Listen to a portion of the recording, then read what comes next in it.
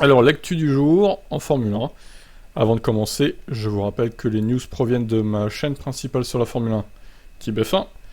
Et il y a aussi mon Twitch, vous pouvez vous abonner. On parle de F1 sur ces deux chaînes de façon constante et régulière. Les liens sont dans la description. Bon visionnage. Ciao. Mercedes a envisagé la même strat que Red Bull au Mexique, mais James Walls craignait qu'un seul arrêt soit impossible. Nous avons commencé avec les médiums et la théorie était la suivante. Nous savions que nous n'avions pas tout à fait la voiture la plus rapide, mais nous pensions qu'un arrêt unique était probablement notre meilleur moyen de gagner. Eh oui, mais Red Bull ils se sont dit la même chose, un arrêt quoi.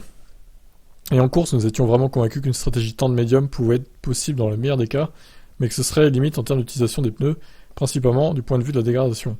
En revanche, nous pensions qu'une médium dure, une stratégie médium dure, il manque un mot, pourrait permettre de réussir une course à un arrêt. Et s'il chutait en performance à la fin, si la dégradation était trop élevée, ça pouvait donner une opportunité qui ne leur était pas ouverte. Wolff révèle que l'espoir chez Mercedes était de voir les pneus de Verstappen s'effondrer peu avant 35 tours, comme ça a été le cas pour Russell, mais les gommes ont duré 45 tours sur la Red Bull. Ça signifiait également qu'au début de la course, le pneu tendre, vous l'avez vu, après 16 tours, a commencé à chuter en perfo. J'ai pensé que ça pourrait être plus que ça. Et si c'était plus que ça pouvait pencher en notre faveur si le médium souffrait comme ça, était le cas pour George après 34 tours. Mais l'autre pensée que nous avons eue, c'est que commencer avec les médiums n'empêchait pas de faire 2 arrêts, et n'empêchait pas de monter les softs plus tard comme Ricciardo l'a fait, donc ça ne fermait pas nos options. La question était donc de savoir si on perdait beaucoup de temps au début de la course, mais notre processus de pensée était qu'avec l'aspiration nous allions probablement devoir nous rattraper, mais que nous perdrions probablement rien en conséquence, et que ça nous donnerait des opportunités plus tard. Eh bien c'est raté, merci. L'ingénieur explique que l'arrêt unique n'avait pas pour vocation de mettre Red Bull sous pression, malgré l'erreur faite par l'équipe championne du monde le week-end précédent lors du Grand Prix des États-Unis. C'est certainement pas basé sur ce qui s'est passé là-bas. Red Bull est probablement la meilleure équipe pour les aérostands, et il est rare qu'ils fassent une erreur comme ils l'ont fait à Austin. Donc on n'en tient pas compte. Ce que je peux dire, c'est que si nous pouvons leur mettre la pression, nous essaierons parce que les humains n'aiment pas ça. Mais c'était juste basé sur le fait que je ne pensais pas que nous avions le rythme qu'ils avaient et qu'il fallait faire quelque chose de différent. Wolff révèle qu'à partir du moment où Hamilton et Russell n'étaient pas devant Verstappen au premier virage, la course se compliquerait. Le seul moyen aurait été d'être devant au virage 1. C'était la seule façon de le faire. Ouais, et encore honnêtement, parce que il aurait undercuté et au final, les Mercedes auraient prolongé leur relais et au final ils seraient quand même ressortis devant les Mercedes après l'arrêt. Je suis même pas sûr que ça aurait que ça aurait changé grand chose honnêtement. Qui double Verstappen. Peut-être si les deux avaient doublé Verstappen, mais bon là, il aurait fallu qu'il rate son départ tout simplement. Bref, on va pas refaire le passé. C'est raté en tout cas pour Mercedes au Mexique. Ciao ciao. Jacques Villeneuve, le dépassement des coûts par Red Bull n'est pas une tricherie. Ah bon? Ah bon Jacques? Bah alors, qu'est-ce qui t'arrive? Nous avons bien sûr parlé du Crashgate au Mexique, mais cela ne portera pas préjudice au sport. Du Cashgate, pardon. Pas Crashgate. Lorsque McLaren a reçu une amende de 100 millions de dollars en 2007, ça n'avait pas été le cas. Quant à la sanction infligée à Red Bull, ce n'est pas encore clair pour moi ce qui est autorisé et ce qui ne l'est pas. Quelle est la sanction que vous recevez pour cela? Et puis il y a eu ce contretemps fiscal, sinon l'excédent aurait été inférieur à 1 million. J'ai donc du mal à dire si la pénalité est suffisamment sévère. Mais au moins il ne s'agit pas de triche. Mentir sur le contrôle de la motricité, ça serait de la triche. Je doute que le dépassement de plafond ait eu la moindre incidence sur les résultats de cette année. Red Bull est tellement forte qu'elle aurait gagné de toute façon. Alors, on parle plutôt de 2021, là, du coup, Jacques. Pas 2022, puisque c'est le budget 2021 qui est visé. Ce qui me dérange, c'est que la FIA reçoive 7 millions de dollars. Ça n'a pas le moindre impact sur Red Bull, et les autres équipes n'en tirent même pas un centime. Les 10% en moins de soufflerie font mal, ça les ralentira, mais cela ne fait pas gagner de temps autour aux autres. L'argent de la pénalité aurait pu les aider, il suffirait de le partager entre les équipes. Ça, oui, ça aurait été pas mal. Tu divises par 10, ça fait 700 000 à chacun. Et, enfin, par 9 du coup. Parce que Red Bull, du coup, ils vont pas toucher leur propre sous. Ça fait 800 000 du coup, à peu près. 850. Mais bon, ce ne sera pas le cas de toute façon. Donc voilà. Alors, qu'est-ce que vous en pensez des propos de Jacques Villeneuve? Bon, Steiner, ton teasing, là, ça commence à bien faire, hein, quand même. On est proche d'une annonce. Il refuse cependant de confirmer que Nico Hülkenberg est l'heureux élu et entretient le suspense. C'est fun, non? Un peu d'excitation. Nous avons le dernier baquet, nous attirons l'attention. On parle de nous, c'est cool. Oh là là. Tout ça pour avoir un peu de lumière, quoi. Un peu de gloire. C'est toujours du 50-50, c'est lui ou un autre pilote. Bien sûr, on y croit. Mick s'est définitivement amélioré lors des dernières courses. Par contre, ce n'est pas parce qu'il était hors des points qu'il va être écarté. Les propos de Gene Haas ont été pris au pied de la lettre. Pour moi, il ne s'agit plus qu'une course il s'agit plus qu'une course ou qu'un tour, pardon. Pour moi, il s'agit de voir ce qu'il a de mieux pour l'équipe à sa moyen et long terme. Mais ce n'est pas comme si nous avions dit, Mick, si Mick marque des points maintenant, il a la place ou non. Le facteur décisif est d'avoir un pilote qui peut mener l'équipe à l'avenir et avec de la stabilité. Ouais, bon, bah voilà, on ne sait toujours pas, hein. On entretient le suspense chez As. Moi, je pense que ça va être Hülkenberg, hein. De toute façon, les rumeurs vont dans ce sens, donc a priori, bon, il n'y en a plus que pour quelques jours, et puis on aura l'officialisation a priori. Allez, ciao. Alors, Wolf qui tacle un peu Fernando. Il joue la comédie et cherche à faire les gros titres, selon lui. Allez, bim, mange-toi ça, Fernando. C'est un provocateur, c'est de la comédie, il crée les gros titres, et le sport est fait de gros titres. Ce sont des grands champions, et Alonso aime en rajouter. Je ne pense pas que ça dérange Lewis d'un millimètre. Bon, après, il évoque Ferrari, bon, ça on l'a déjà vu, de toute façon, donc voilà. Bah écoutez, ce fut court, hein. Déclaration de Toto Wolff. Ouais, bah après, il a raison, hein. De toute façon, c'est un provocateur, il déteste Hamilton, donc dès que ça parle d'Hamilton, il en fait des caisses. Il adore Max, hein, comme on a vu tout à l'heure, il veut faire les 24 heures du Mans avec lui. Donc c'est son nouveau protégé, c'est son nouveau poulain, Max. C'est son meilleur ami pour la vie. Donc voilà, une nouvelle amitié naissante. Peut-être qu'il lorgne sur un baquet Red Bull un jour. Allez, une dernière année chez Red Bull. Alonso peut-être, en remplacement de Perez, en 2025. Peut-être qu'il pense à ça. Hein. Je suis sûr qu'il... Red Bull lui dirait, viens chez nous en coéquipier de Max. Il dit, ok, bah Aston, désolé, mais je me casse. J'en suis certain, quoi. Bon, allez, je vous laisse commenter. C'est un provocateur ou pas, Fernando? Allez, ciao.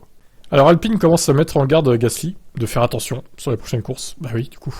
Il est à 10 points sur 12 sur son permis. Alors c'est Sofnauer qui parle. Il est un peu nerveux, Otmar. J'ai vu ce qui s'est passé à ce stade. Je ne suis pas biaisé, mais ça me semblait du 50-50 entre Pierre et Lens. Il devra juste être plus prudent pendant quelques mois, bien évidemment. Nous ne souhaitons pas qu'il ait manqué une course chez nous, lors de ses débuts pour Alpine. Il veut s'entretenir avec les commissaires de la FIA. Nous savons que ce système a besoin d'ajustements.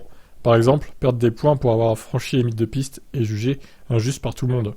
Mais en attendant, il devra faire attention. Ouais, on peut évoquer ça éventuellement, quand il a dit qu'il voulait discuter avec les commissaires. Parce que bon, l'interview d'Otmar était assez courte quand même. Les commissaires semblent être assez sévères ces derniers temps. Le week-end dernier, la moitié de la grille donnait trop d'espace derrière la voiture de sécurité et j'ai été pénalisé. Ce week-end, je pense que c'était serré. Je sais pas pourquoi on m'a pas donné un message pour rendre la position. Au bout du compte, j'essaie de faire mon mieux à l'intérieur de la voiture. Et la dernière chose que je veux est d'obtenir des points de pénalité et de perdre du temps. Alors, apparemment, pour le moment, ils ne sont pas satisfaits de ce que je fais. Donc je vais avoir une discussion pour comprendre exactement ce que je dois changer. Je crois que depuis Suzuka, en fait, ils l'ont dans le collimateur, Gasly, donc ils lui pardonnent rien, en fait. Et ça, c'est un peu moyen, hein, je trouve. Gasly s'inquiète de se faire suspendre une course en atteignant 12 points à cause d'un incident bête. On a vu en F2 un pilote suspendu parce que son 12e point était arrivé lors d'un dépassement des limites de piste. Ah putain, dur. Ce n'était pas seulement les points de pénalité, car évidemment, je suis assez proche d'être banni pour une course. Mais j'ai pas l'impression d'avoir été dangereux au cours des 12 derniers mois. Ce serait dommage d'être interdit d'une course pour avoir ralenti un peu trop derrière la safety car, pardon, ou pour quelques limites de piste cette année. Je pense qu'il travaille dessus, et probablement pour l'année prochaine, il va y avoir des changements. Bah, c'est pas gagné, hein, les changements, en vrai. Je sais pas, après, il peut toujours essayer de discuter avec les commissaires, oui, effectivement. Maintenant, est-ce que ça va apporter quelque chose ? À voir, à lui de faire gaffe et de pas se friter avec d'autres pilotes pendant au moins, cette course, quoi. Ça va être long, quand même. Hein. Allez, je vous laisse commenter. Fernando Alonso rêve de faire les 24 heures du Mans avec Verstappen. Non mais... Il le kiffe, hein, son Max, hein, Fernando, là. C'est l'amour fou, hein. Incroyable, là. Je sais que Max veut faire quelque chose en endurance un jour, et je sais qu'il sera attiré par les 24 heures du Mans. Je suis certainement ouvert à l'idée de le faire ensemble. Je pense que nous devrions donner une chance à cette idée, si nous pouvions piloter pour une équipe compétitive. Alonso qui va quitter Alpine pour rejoindre Aston Martin n'exclut pas d'inclure Jos dans cette hypothétique alliance. Son père pour le moment je préfère Max. Ha! Allez bim Jos, prends ça dans tes dents. Mais j'ai aussi beaucoup de respect pour Jos. Il pourrait développer le rôle de directeur d'équipe. Oui, en gros, Jos est trop lent, hein. Il va nous faire perdre, donc je préfère Max, c'est un peu ça l'idée. Ailleurs, Fernando estime que Max peut battre les records de Hamilton et de Schumacher, à condition que son équipe puisse lui offrir une voiture dominante. Ce sera difficile pour lui d'atteindre les 7 titres de Lewis et de Schumi. Max a certainement le talent pour y arriver, mais il faut avoir une voiture qui soit très compétitive, pendant plusieurs années. Et nous n'avons jamais cette garantie, maintenant c'est facile, tout indique que Red Bull dominera pendant les prochaines années, mais on n'en est pas certain. Non, tout indique pas ça, hein, désolé. Ils peuvent très bien se faire ramarrer par Ferrari ou Mercedes, ou les deux. Donc écoutez, voilà. Mais bon voilà, là on a la certitude que Fernando est un pro Verstappen. Je sais pas pourquoi en fait, parce qu'il a délogé Hamilton de ses titres, de sa domination peut-être. Donc d'un côté, il l'admire pour ça. Ça doit être ça, hein. Bon, vous en pensez quoi? Ciao, ciao. Alors chez Ferrari, on reconnaît qu'on a arrêté le développement de la F1 2022 assez tôt pour se concentrer sur la monoplace 2023. Ce sera une nouvelle année, une nouvelle voiture, de nouvelles règles pour le plancher, une nouvelle chance pour nous. Déclare Sainz, c'est une nouvelle opportunité. Je pense que nous tirerons des conclusions des résultats de cette saison et que l'équipe construira une superbe nouvelle voiture. Je suis prêt à me battre et j'ai hâte de progresser. Mercedes est sur les dents aussi, il semble qu'ils se joindront à nous dans cette bataille pour déloger Red Bull de leur titre. Ouais, bah écoutez, ils vont être à 4 voitures contre 2. J'espère que ça va suffire, hein. Évidemment, je préfère que Mercedes gagne, mais bon. Alors, Binotto, il a confirmé que nous avons arrêté le développement de notre F1 assez tôt, la F1 75 donc, en nous concentrant plutôt sur 2023. D'une certaine manière, je suis pas trop préoccupé par le rythme de développement, parce que je sais quand nous avons arrêté de nous développer. Mercedes a développé la voiture plus que nous, alors que nous nous sommes arrêtés. Donc je suis pas trop inquiet en ce qui les concerne. Il y aura sûrement eu plus de potentiel à l'extrait de notre F1, mais il n'y avait pas non plus la disponibilité financière dans le cas du plafond budgétaire pour le faire. Quand il est devenu assez clair que les titres nous échapperaient, nous avons mis ces derniers mois notre focus sur 2023 afin de ne pas perdre de temps et d'opportunités de revenir dans la course. Ouais, après bon, j'ai envie de dire, Mercedes, ils étaient tellement dans la sauce qu'ils ont tenté le tout pour le tout avec la W13 pour tenter de régler leurs problèmes en fait. On peut les comprendre. Bon, ça a l'air de payer au final. Maintenant, pour Ferrari, bah écoutez, on verra ce qu'ils donnent la saison prochaine. En espérant aussi qu'évidemment, ils fassent plus de conneries de stratégie, par exemple. Allez, bye bye. Alors, les préparatifs du Grand Prix du Brésil, perturbés par les manifs au Brésil, donc, suite au nouveau président, Lula, qui a été élu de peu face à Bolsonaro, président en titre. Alors, on va pas faire de politique, mais bon, c'est peut-être une meilleure chose pour le Brésil que ce soit Lula qui a été élu plutôt que Bolsonaro, qui est ouvertement raciste et limite dictatorial. Alors, jusqu'à présent, ça a pris la forme de manifestations, tout ça, des émeutes et plus de 200 barrages routiers, y compris les routes entourant l'aéroport de Sao Paulo. Ça tombe mal. Du matériel appartenant à la FOM aux équipes sont coincés dans le blocus. Une partie a pu rejoindre Interlagos. La situation devrait toutefois s'améliorer puisque Bolsonaro a enfin reconnu sa défaite dans un discours appelant les manifestants à cesser d'entraver le droit d'aller et venir. Le ministère brésilien des infrastructures, quant à lui, a déclaré qu'il travaillait pour que la libre circulation reprenne dès que possible. En plus d'assurer le droit d'aller et venir de notre population, il est essentiel de maintenir le fonctionnement des services essentiels du transport routier de marchandises. Heureusement pour la F1, le Grand Prix ne se tient pas ce week-end, mais le week-end suivant, ce qui devrait permettre de rattraper le retard dans l'acheminement du fret jusqu'au circuit. Oui, ça va. Ils ont encore un peu de temps devant eux. Voilà, ambiance sympa au Brésil. Espérons qu'il n'y ait pas de problème au Grand Prix quand même. Allez, ciao.